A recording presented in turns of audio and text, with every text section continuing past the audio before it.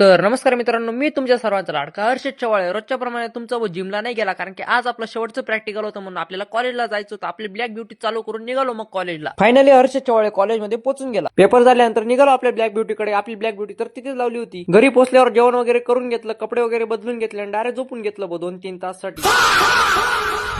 झोपून उठल्यावर बघितलं तर गिनगिरासला पाणी चालूच होतं आणि आपल्याला ते बंद करायचं होतं, कारण की गिनगिरास पूर्ण भरला गेला होता आणि गिनगिरासला उन्हाळ्यात पाणी असल्यामुळे गिनगिरास पूर्ण हिरवा दिसत होता. गिनगिरासचं पाणी तर बंद करून दिलं. त्यानंतर आपल्याला जायचं होतं आपला ड्रम भरायला, कारण की आपल्याला कांद्यांना आज फवारा मारायचा होता आणि हे 4 प्रकारचे औषधं आपल्याला कांद्यांवर मारायचे होते. ज्या नळीवरून आपण खरबूजला फवारा मारतो त्याच नळीवरून आपल्याला कांद्यांना फवारा मारायचं होतं. दरवेळेसारखं पॅन्ट वर्क करून नळी चालू करून केली सुरुवात फवारा मारायला. आणि आपण खरबूजला फवारा मारण्यासाठी जे जुगाड बनवून आणलं होतं ते तर कांद्यांसाठी पण उपयोगी होत होतं. फवारा मारून घरी आल्यावर भव्य दिव्य महाजप अनुष्ठान व महाप्रसाद सोहळ्याची पावती पाडणारे आले होते आपल्या घरी. त्यानंतर आपल्या कोंबड्यांना दाणे खाण्यासाठी मोकळं करून दिलं.